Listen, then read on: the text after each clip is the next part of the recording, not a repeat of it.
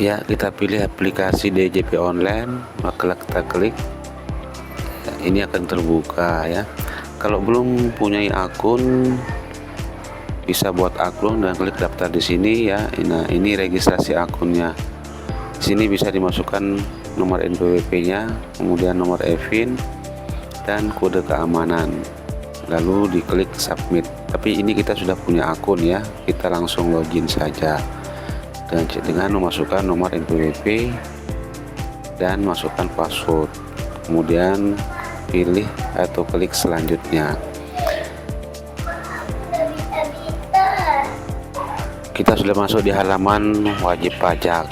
Ini namanya ya, kemudian nomor NPWP. Kalau mau cetak NPWP juga bisa di sini. Di menu-menu yang ada di DJP online. Nah, kalau mau buat lapor pajak ya, kita pilih e-filing. Kita klik e-filing. Nah, ini akan terbuka ya, daftar SPT 1 2 3 nih, maksudnya ini tahun 1 2 dan 3. Nah, kita klik buat SPT. Nah, di sini ada beberapa pertanyaan ya. Akan terbuka formulir SPT. Nah, ini ada pertanyaannya nih, apakah Anda menjalankan bisnis atau usaha? Kalau kita jawab ya, maka akan muncul pertanyaan, Anda dapat menggunakan fasilitas upload GSP dan eSPT. Nah, kita diminta untuk mengupload formulir SPT. Nah, di bawah ada keterangannya ya, bisa dibaca. Kalau kita pilih tidak, lanjut ke pertanyaan berikut. Apakah Anda seorang suami atau istri yang menjalankan kewajiban perpajakan terpisah atau MT atau pisah harta atau PH? Kalau sini saya jawabannya tidak. Dan lanjut ke pertanyaan berikut. Apakah penghasilan bruto yang Anda peroleh selama setahun kurang dari 60 juta rupiah? Kalau jawabannya iya, maka akan muncul SPT 177 SS. Ini kita klik, kemudian akan masuk ke form atau formulir SPT 177S untuk kita isi.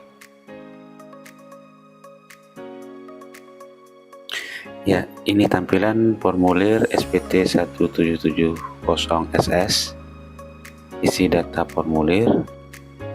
Ada beberapa isian yang perlu kita isi.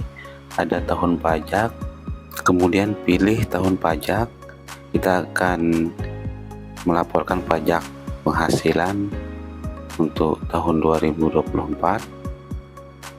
Akan muncul pilihannya, kita pilih tahun 2024, maka secara otomatis nanti akan terpilih normal. Nah, seperti ini.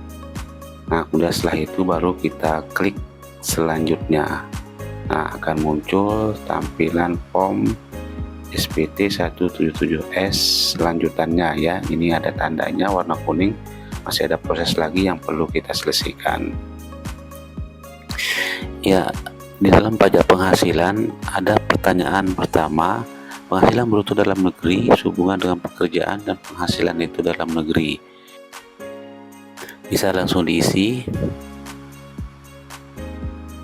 Kemudian pertanyaan yang kedua itu pengurangan. Nah, pengurangan di sini silahkan juga diisi. Kemudian pertanyaan ketiga, penghasilan tidak kena pajak. Penghasilan tidak kena pajak, di sini ada pilihannya ya. TK_0, tidak kawin, tidak ada tanggungan. Kemudian TK_1, tidak kawin, tanggungan 1 orang. TK_2, tidak kawin, tanggungan 2 orang, dan seterusnya ya. Tinggal pilih. Nah, ini banyak pilihannya ya. Nah, setelah dipilih, nanti pertanyaan yang keempat itu penghasilan kena pajak. Kemudian yang kelima, pajak penghasilan terutang. Yang keenam, pajak penghasilan yang telah dipotong oleh pihak lain. Dan yang ketujuh, nihil ya. Kemudian klik berikutnya, maka akan masuk ke pertanyaan yang di bagian B, penghasilan yang dikenakan PPh final dan dikecualikan dari objek pajak. Lanjut ke pertanyaan 8, dasar pengenaan pajak penghasilan. Ini bisa diisi. Kemudian di nomor 9, pajak penghasilan final terutang. Kemudian di nomor 10, penghasilan yang dikecualikan dari objek pajak. Nah, ini kalau saya nilainya 0 semua. Kemudian klik berikutnya lagi, kita masuk ke bagian C, yaitu daftar harta dan kewajiban. Nah, di sini lanjut ke pertanyaan nomor 11, jumlah keseluruhan harta yang dimiliki pada akhir tahun pajak. Kemudian pertanyaan 12, jumlah keseluruhan kewajiban atau utang pada akhir tahun pajak. Nah, ini dua-duanya saya nilainya 0. Kemudian klik berikutnya, masuk ke bagian D, yaitu pernyataan. Ini ada pertanyaannya, yaitu dengan menyadari sepenuhnya akan segala akibatnya termasuk sanksi-sanksi sesuai dengan ketentuan peraturan perundang-undangan yang berlaku, saya akan menyatakan bahwa apa yang telah saya beritahukan di atas adalah benar, lengkap, dan jelas.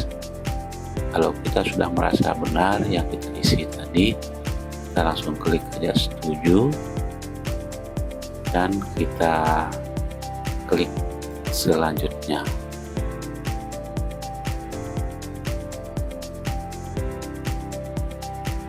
Nah, setelah itu kita lihat formulir SPT 1770SS. Di bagian kirim SPT ini udah full berwarna kuning, lagi proses ya. Ini ada 100%. Di sini berarti kita pengisiannya sudah terisi semuanya. Nah, ini hasilnya ya. Pada tulisan ambil kode verifikasi yang kotak warna kuning, tulisan di sini kita klik, kemudian akan muncul sukses ya. Nah, ini akan kode verifikasinya kita akan dikirimkan ke email yang terdaftar. Kita buka email untuk mengambil kode verifikasi yang dikirimkan. Terus saya menggunakan Gmail. Nah, ini sudah ada email Direktorat Jenderal Pajak, kode verifikasi. Nah, ini sudah ada kode verifikasi yang dikirimkan. Ini bisa kita copy ya.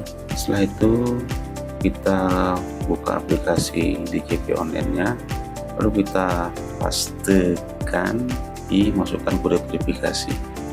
Setelah itu baru kita klik kirim SPT. Nah, sampai di sini prosesnya sudah selesai. Kita lihat hasilnya.